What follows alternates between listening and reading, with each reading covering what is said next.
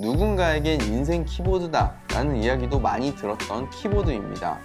안녕하세요, 이서빌리티 채널입니다. 오늘 가져온 제품은 독특하다면 독특한 제품입니다. 레이저에서 새로 출시한 오나타 V2라는 제품입니다. V2를 엄청 사랑하는 레이저답게 이번에도 오나타 크로마라는 이전 제품을 뒤로 한 채 V2라는 이름을 붙여서 새롭게 출시했습니다. 레이저에서 특허를 낸 독특한 메카 멤브레인이라는 조금은 신기한 방식의 키보드라 기계식 키보드도 아닌 것이 멤브레인 키보드도 아닌 것이 참 신기합니다. 제가 이전 오나타 크로마를 사용해보지 못해서 기존 제품과 다른 점보다는 제가 사용해보고 느낀 점을 이야기해 보려고 합니다.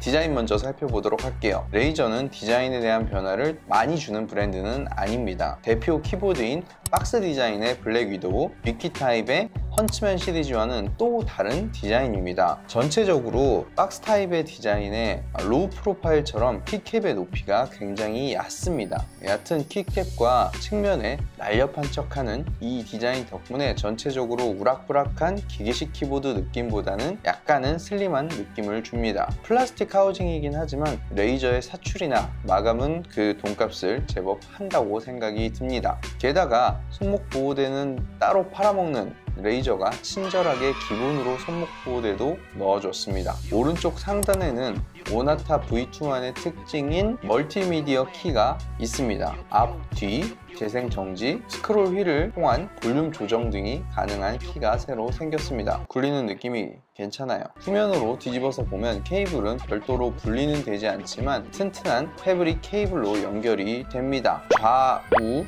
정가운데 세 방향으로 정리할 수 있고 2단으로 높이를 조절할 수도 있습니다. 하단부에 이렇게 구멍이 뚫려 있는 것을 볼 수가 있는데 이건 물을 쏟았을 때 배수가 되는 배수 구멍으로 추정이 됩니다. 다만 이 부분을 레이저에서 공식적으로 언급을 하고 있진 않아서 방수에 대한 등급이나 이런 부분들은 따로 없고 물이 빠질 수 있게만 구멍이 있는 거를 볼 수가 있습니다. 그래서 이 메카 멤브레인 키보드는 어떤 느낌이냐, 제가 느낀 느낌을 한마디로 정의를 하자면 얕은 청축맛 키보드라고 생각이 듭니다. 청축 특유의 찰칵거리는 클리키한 느낌이 강하게 나는데 기계식 키보드만큼 키스트로크가 또 깊지는 않아서 상대적으로 얕게 눌립니다. 근데 또 키압은 공식적으로는 나와 있지 않지만 청축보다는 높은 것 같습니다. 약 50g에서 55g 정도 되는 것 같아요. 묘하게 섞여 있는 부분이 이 메카 멤브레인 키보드의 특징인 것이죠. 멤브레인 키보드라고 말하지 않았으면 아마 멤브레인 키보드라고 생각하지 못할 것 같습니다. 이게 한번 눌러보면 어떤 느낌인지 좀 이해가 가실 것 같은데 어떻게 표현할 방법이 없네.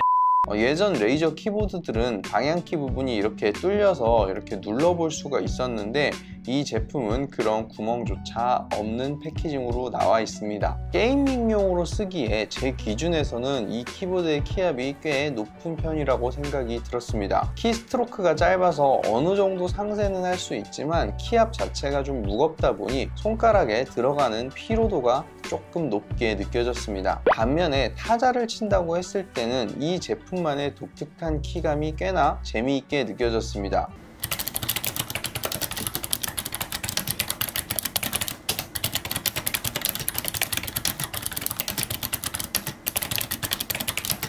반발력도 있는 편이라서 일반적인 타자를 칠 때는 굉장히 리드미컬하게 쳐지고 손목 받침대까지 기본으로 주니 개인적으로 게이밍보다는 작업, 타건용으로 더 알맞을 것 같다는 생각이 들었습니다. 소리가 작은 편은 아니니 사무실에서 쓰기에는 조금 어려움이 있지 않을까 생각이 됩니다. 키캡은 ABS로 품질 자체는 굉장히 좋지만 손이 제법 촉촉한 저에게는 조금은 불편한 자국을 남깁니다. 독특한 키 덕분에 다른 PBT 키캡으로 갈아 끼울 수도 없습니다. 키 높이가 낮아서라기보다는 구조적인 특징으로 인해 키를 꽉 물고 있는 느낌보다는 이렇게 키 유격이 전체적으로 좀 있는 편이고 스테빌라이저까지 흔들려서 이렇게 철심 소리도 좀 섞여서 납니다. 굉장히 아쉬운 부분이에요. 멤브레인 키보드라고 해서 동시 입력 이런 게 안 되는 거 아니야? 라고 생각했는데 무한키 동시 입력도 되고 지연시간 또한 기존 타 레이저 제품들처럼 1000Hz 울트라 폴링 레이트를 지원을 합니다. 안 느려요. 키보드 아래 하얀색 부분이 면 발광하듯이 전체적으로 은은하게 빛나서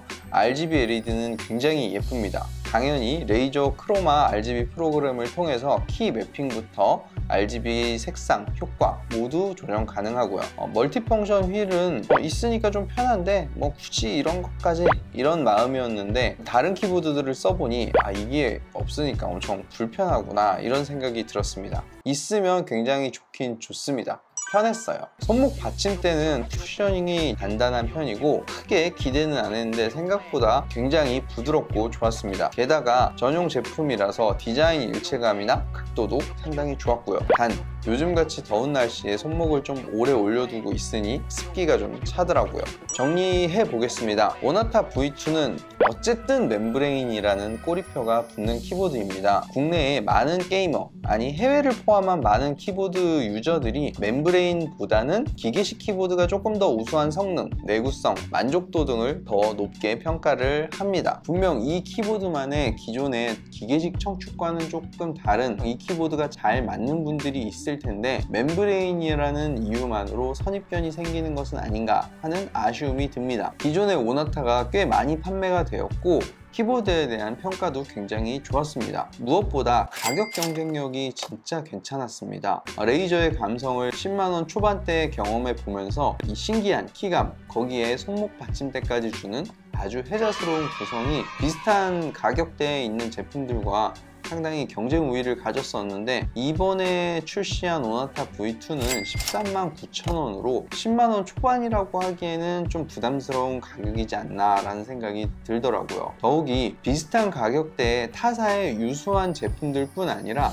당장 레이저 제품들 안에서도 많은 비교를 당할 것이라는 생각이 듭니다. 저 또한 이 가격이라면 이 제품보다는 다른 여러 가지 옵션의 키보드들을 한 번 더 생각을 해볼 것 같고요. 단 이 제품만이 갖고 있는 독특한 느낌을 한번 경험해 보시는 것도 저는 좋은 방법이라고 생각이 듭니다. 이전 오나타 크로마 제품도 누군가에겐 인생 키보드다 라는 이야기도 많이 들었던 키보드입니다. 주변에 일렉트로마트가 있다면 꼭 한 번은 가서 타건해 보시면서 비교해 보는 것도 여러분께 맞는 키보드를 찾는 하나의 좋은 방법이 될 거라고 생각이 들어요. 서서 그냥 이렇게 대충 손가락으로 꾹꾹꾹 눌러보지 마시고 진짜 앉아서 본인이 평소 타이핑하는 자세로 타건을 해보셔야 나중에 후회하지 않고 꼭 원하시는 키보드를 찾으실 수 있으니 한번 타건해 보시는 것을 추천을 드립니다. 자, 오늘 영상은 여기서 마무리하도록 하겠고요. 여러분들 다음 영상에서 다시 뵐 수 있도록 하겠습니다.